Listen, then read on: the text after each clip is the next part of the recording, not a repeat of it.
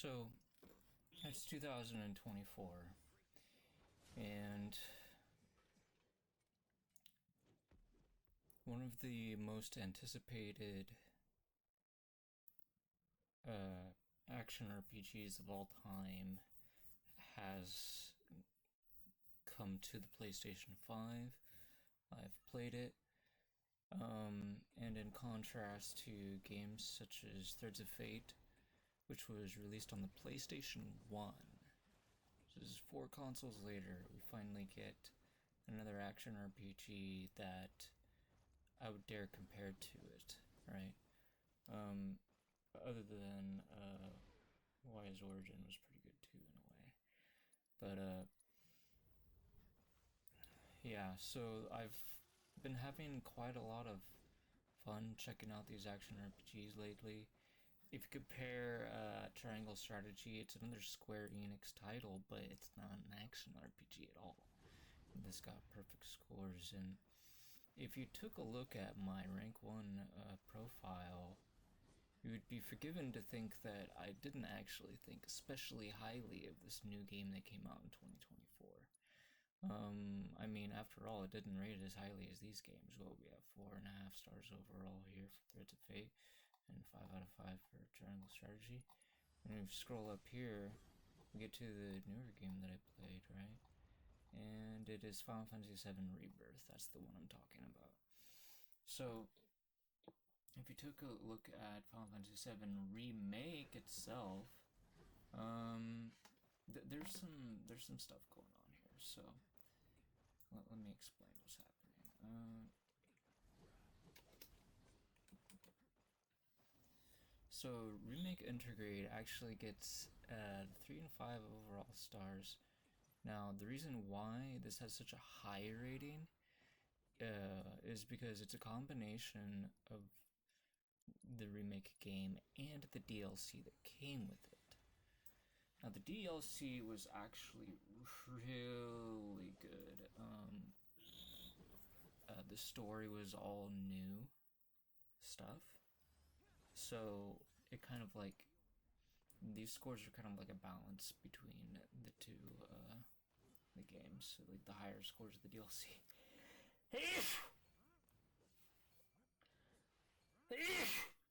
Combined with the lower scores of the original game. Anyways, so that is to say, they had 2 chapters of really good quality game presented in the DLC, and then a bunch of other chapters of the original that weren't as good of quality.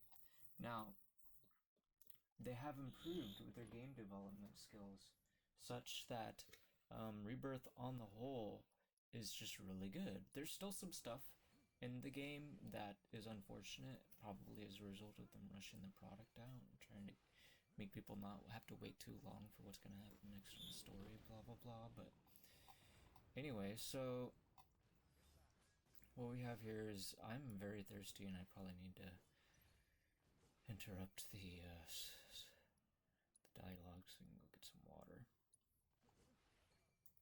Maybe I should just press on through anyways. So, we don't necessarily need to read all that. If you do want a spoiler, go ahead and pause and check out what I just showed you real quick. But essentially, what we have here is a mismatch between the ratings that I would give RPGs and the ratings that this website offers for us to use, right? So, I mean, as a content creator, I can use this website, I can list games that I've played, and I can rate the gameplay, the visuals, the story, and the soundtrack, right? But I don't categorize games this way. If you take a look at my Steam profile real quick, here I'll show you what I mean. Let me boot up Steam. Is Steam booting up? It's taking a while. Yeah, I guess my PC's not the fastest around. Anyways, alright, let's take a look at reviews. So, we actually have a lot of not recommended reviews lately. This one was pretty good though, Wise Origin. Anyway, okay, here we go. Here's a good example. So, Cosmic Star Heroine So we have actually 5 different category ratings. So these are going to be pretty different here. So check this out. We have oops.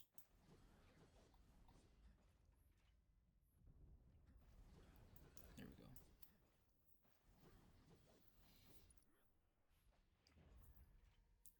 So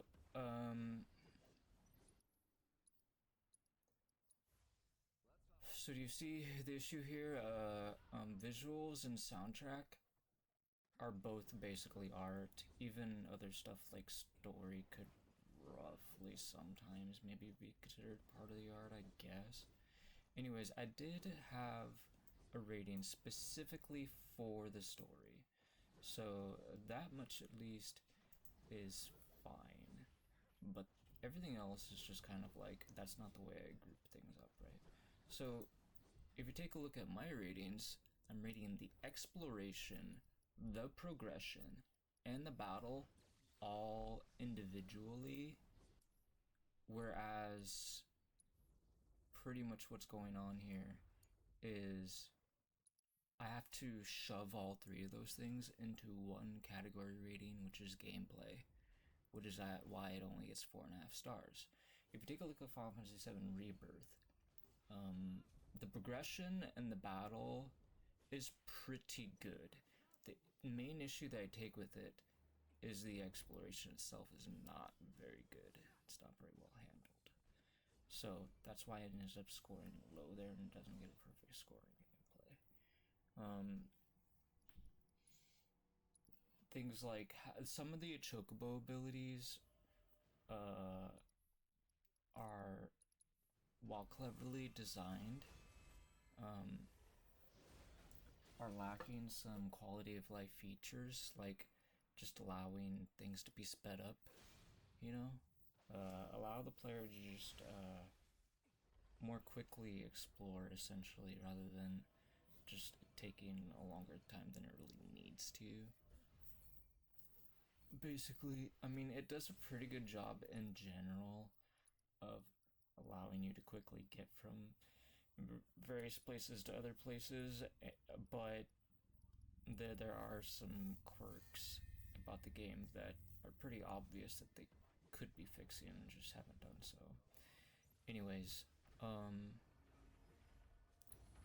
elsewise, my main criticisms with visuals and soundtrack are gonna be pretty obvious, right? So with soundtrack, there's not a whole lot to say about it.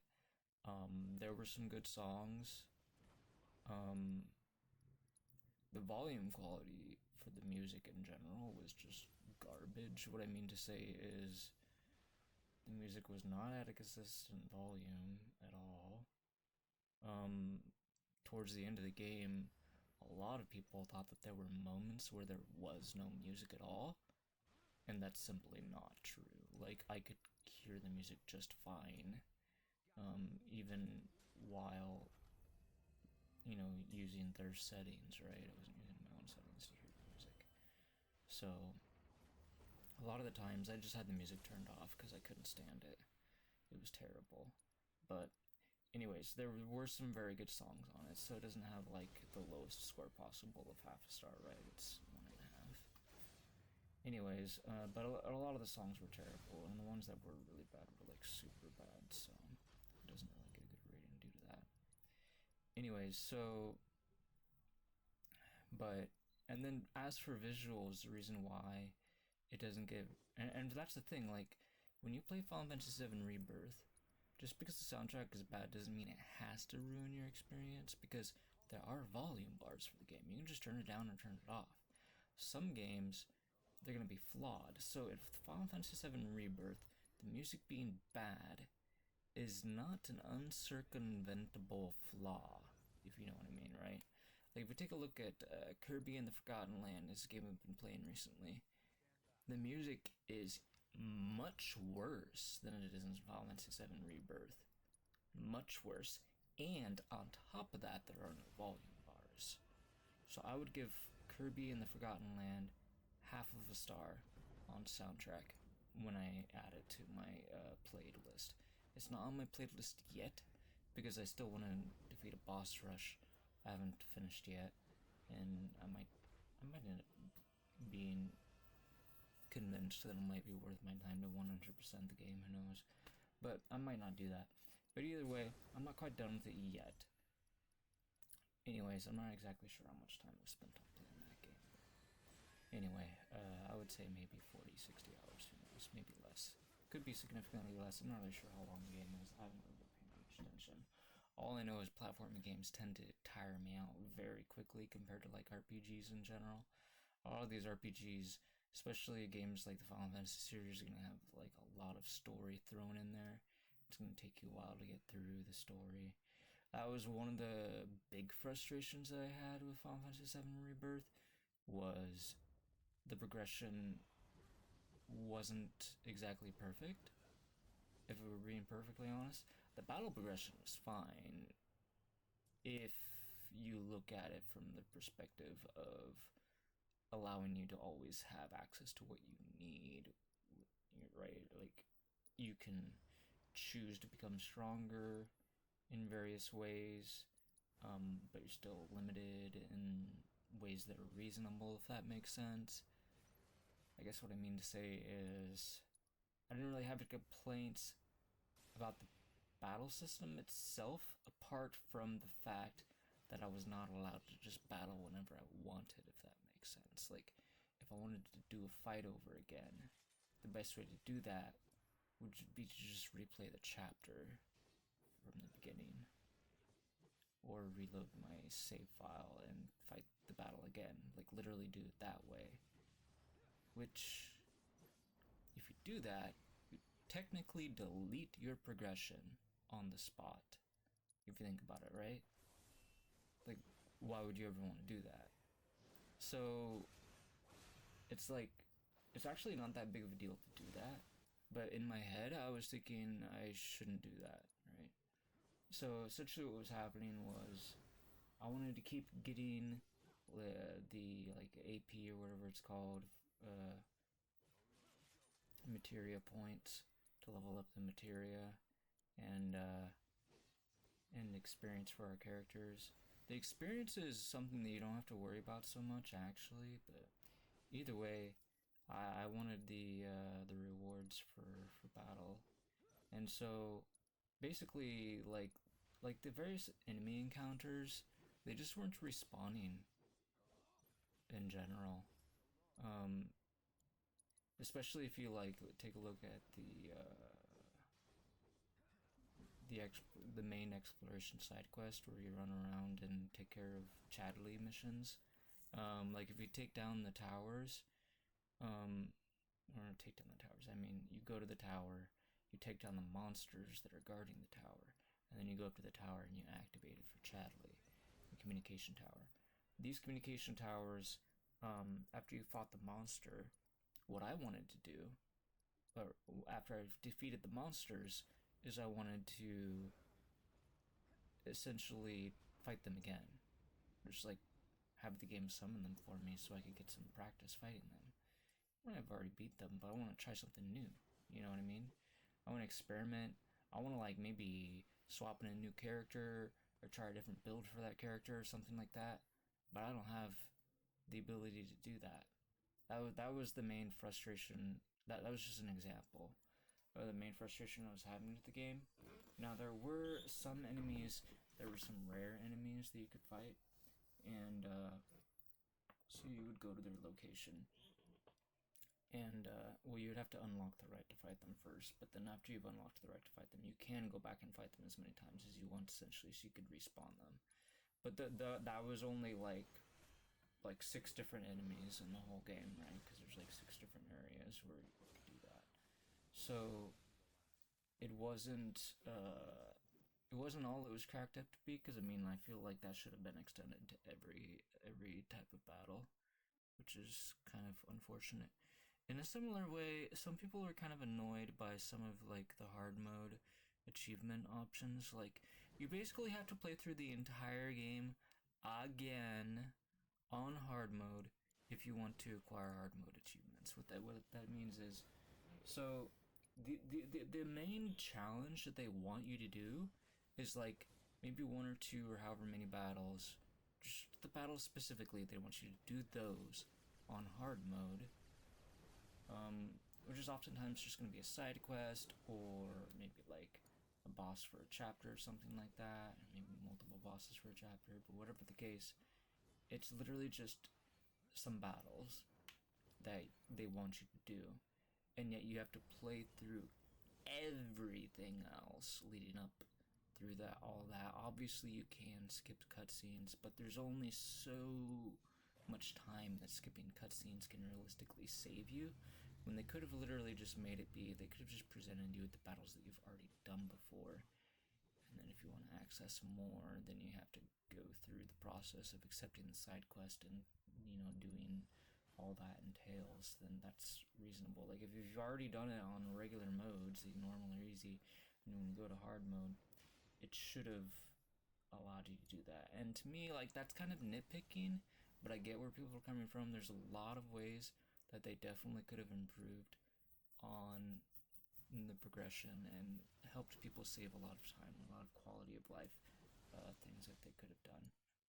And a lot of people, they had no tolerance for their own failures, and as such, they didn't spend as much time playing the game as I did.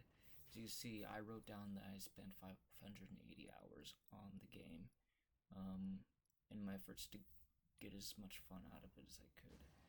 And on my first playthrough, that's what I'm calling it, even though I did have to play it multiple times because of hard mode challenges that I wanted to do. But that's just the way it is. Anyways, so yeah, because that's how the progression worked, is they wanted you to play the game again in order to get extra equipment, various kinds of like rewards, loot or whatever, to help you to beat the toughest enemies in the game. Theoretically, you could make up for not having access to those rewards by just raw skill, but that's not me. I don't have raw skill in action RPGs. So, certainly one thing that was very helpful, a skill to develop, and if you already have that skill, then maybe this game's not that big of a deal and you won't need to sink that much hours into it. But I did not have this skill originally. Was the skill of timing well your character's block timing against various attacks from enemies. That, and specifically, was something that I struggled with a lot, and it really held me back a lot. But eventually I was able to hone that skill a little bit against the opponent where it matters the most. What was essentially like the final super boss of the game, in any case, and so I was able to defeat him. Anyways, so the combat itself, though, even though it has those flaws that I just mentioned, was a lot of fun. You have access to 7 different characters that you can play as, you can only play as 3 of them at a time. So your options on who to include in your battle party, especially after you've beaten the game once, are whatever you want. Any 3 out of those 7 you can pick. So, although when you're first playing the game, you're stuck with Cloud, the main character, the entire playthrough, pretty much, for the most part. There's going to be some exceptions, because of story and different missions that different characters go on, that kind of thing. But anyway, so basically what we're looking at here is a game where the story is at the point where I think you could, like, if you have played Final Fantasy VII, the original game, then you're going to want to play Final Fantasy VII Remake first and then Rebirth, unless you, in your mind, you're waiting for the 3rd game to take in all the story at once. So what that means is, if assimilating the story is important to you, then you have two options: either play Remake and then Rebirth, and then wait for the third game and play that when it comes out, or, and not everybody's gonna like this suggestion, but I would say you could just skip Remake entirely. Just play Rebirth. It has better gameplay. Don't focus on the story. Don't think about it. Just play through the game and enjoy the fun gameplay. Because it's got really good gameplay compared to Remake, at least in my opinion. And then when the third part comes out, you can play Remake, replay Rebirth, and then play Part 3. And I think that would be the way to go if you're really trying to get the most out of the story. If you're somebody that has not played Final Fantasy VII, the original, then I don't know what to tell you, because I'm not one of those kinds of people, so you can do whatever you want. I don't care. I don't know how to suggest for you to proceed at all. I wouldn't know what to tell you. Anyways, so I probably don't have anything else to say. I am probably not just going to be showing you all of this background. I'm going to replace that with some PlayStation 5 like screenshots, maybe battle video or something, I don't know. And yeah, so if I were to rate the exploration, story, progression, art, and battle for Final Fantasy VII Rebirth, what would I rate them on a scale of 1 to 5? So the exploration, I'd say that was a 3 out of 5. There's a knife at Sephiroth is better than average, but there's definitely room for improvement. Story, 4 out of 5. There's not a whole lot I can do about that. Like, it's literally like their own decision to try to ship the game when it's not finished yet. So maybe the third part will be a 5 out of 5, maybe it won't. I don't know. The third part isn't here yet, but you can't just tell me that the incomplete version of the story is gonna get a 5 out of 5 stars with a straight face. It's just, that's not how it works in my head. Anyways, so, and then for progression, I would say again, it's actually a 4 out of 5. It's unfortunate that I have to say this, but like, I feel like it kind of holds back the battle system in a way that it doesn't need to, by the fact that it doesn't exactly let you do whatever you want with like repeat battles or whatever. Like, it forces you to reload. I mean, 4 out of 5 is still a really good rating for progression, and I think it deserves that because it was better than the exploration, and as it was the story. But now for art, though, that's another story. So we have visuals 2.5 and soundtrack 1.5. I think it's fair to rate art at a 2 out of 5 personally for me.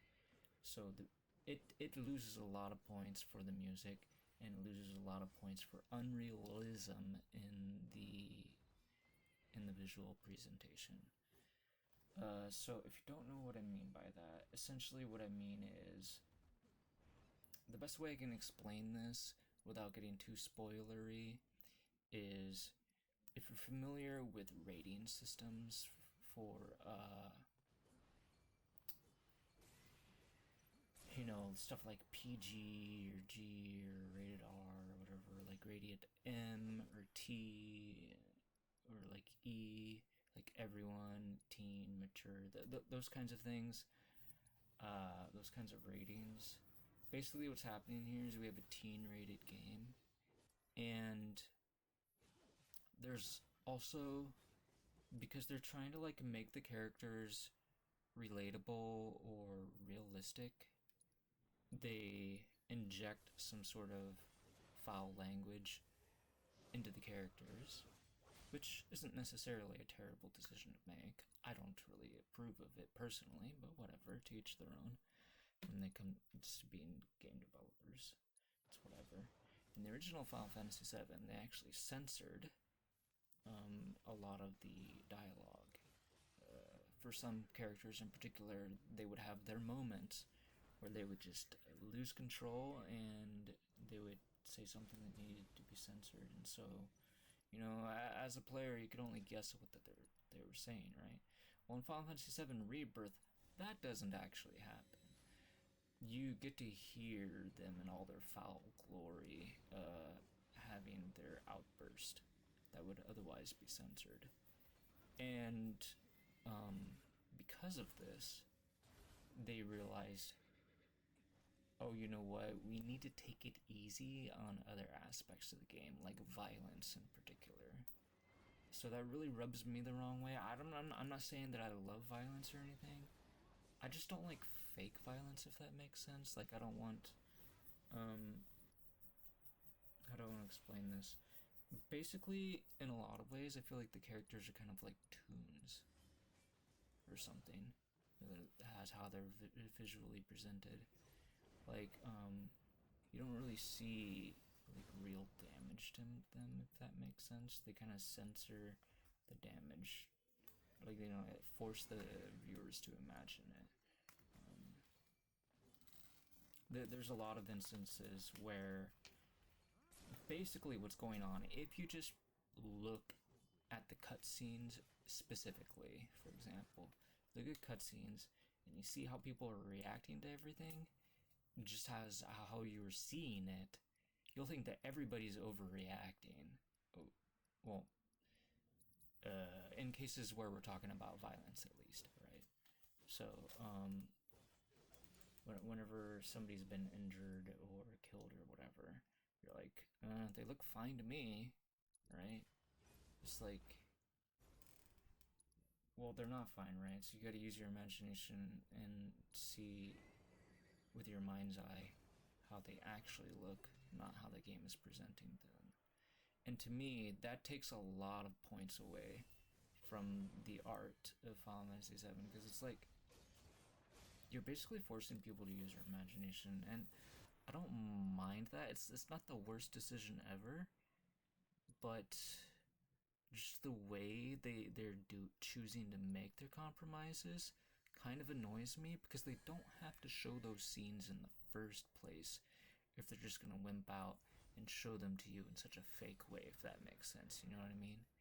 They could just write down some text and describe what happened, maybe, if they feel like showing it is too much for the player. And people can just choose not to read that, potentially, right? Or I don't know. Maybe I'm stretching things a little bit, but I remember when I was playing, what was it called recently? The Wise Monstrum Nox. This is a good example of what I'm talking about. In this game, their visuals get a 5 out of 5 stars. And you know why?